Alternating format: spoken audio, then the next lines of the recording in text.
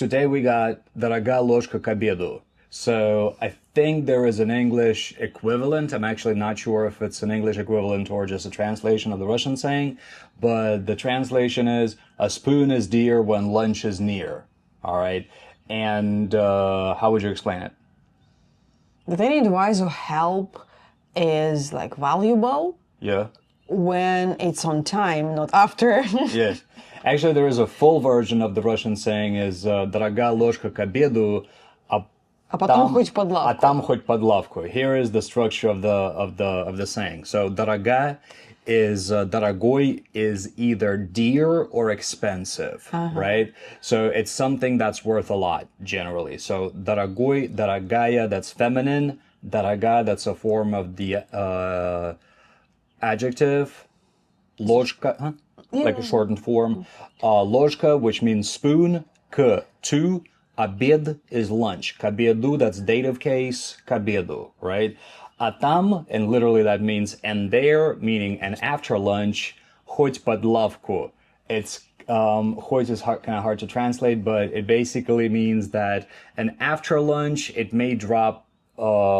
It may fall under the bench.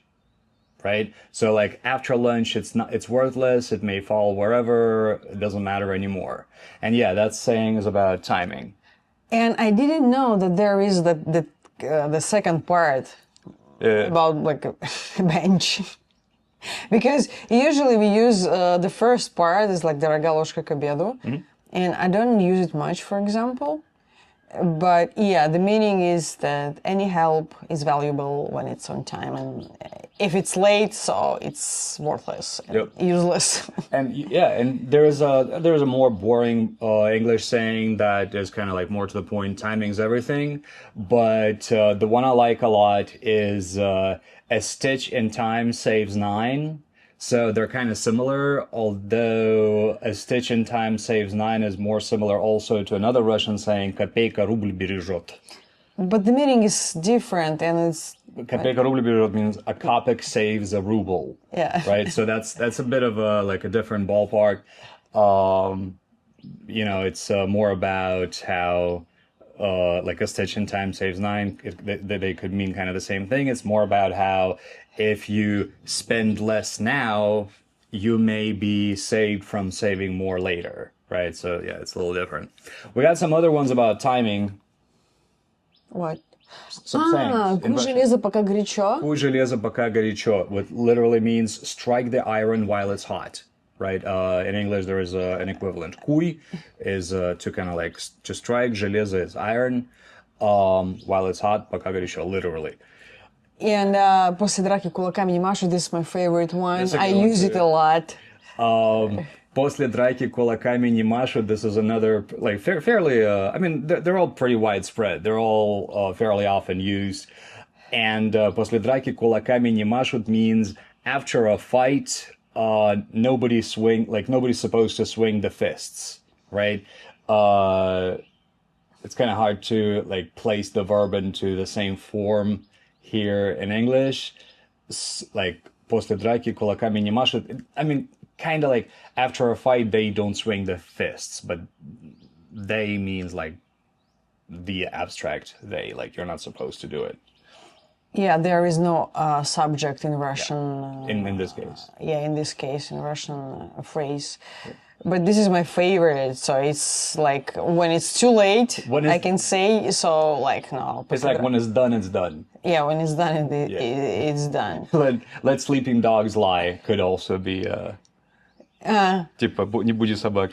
So, yeah, but sometimes when, like, for example, somebody says to me, like, why don't you ask for, like, something to, like, for refund, for example. And I say, после драки кулаками не машу, it's like too late for like asking for a fine. I should do it like earlier. Should have done it earlier. Yeah. Like this is just an example. All right. So yeah, we got a few about timing. I would say like the ones we listed probably are the most popular ones. If you happen to remember any other, like if we have any Russian speakers or among our audience, there's a plane flying. We do. We do. According to our comments. Yes. Okay. So if you remember some other ones that have to do with timing in the Russian language, please write them in the comments. Equally, if you're an English speaker and you remember some in English, some sayings about timing, please also write them. And if you have any questions for us about Russian culture, about Russian expressions, about the Russian language in general, Or mentality, whatever, or anything else really, please feel free to ask your questions in the comments. We'll be happy to answer, at least most of them. And it's time to pick the next one. It's my turn, actually. No, it was your turn yesterday. No, it wasn't. Whatever, you do it twice in a row. And yesterday you did it. I have no memory of that. You may be right. I don't know. But I am right, of course, as usual. Of course you are. Yeah. Yes, Mom. Yeah. So while she's picking the next one, please don't forget to give us a like and subscribe to the channel. Very important. What do we got? Oh yeah, it was me pulling last time, I think, but no. But this is a good one. What do we got? Why do Russians love telling you how cold it used to be? Yeah.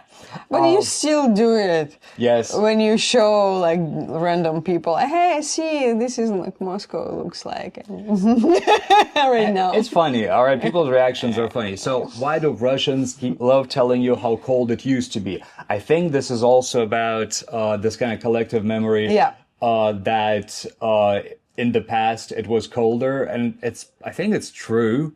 But we'll talk about this tomorrow in detail, and there's... I can tell a lot because I'm from Siberia, so Yep, I know cold. So stay tuned, and see you in the next one. Thank you for watching.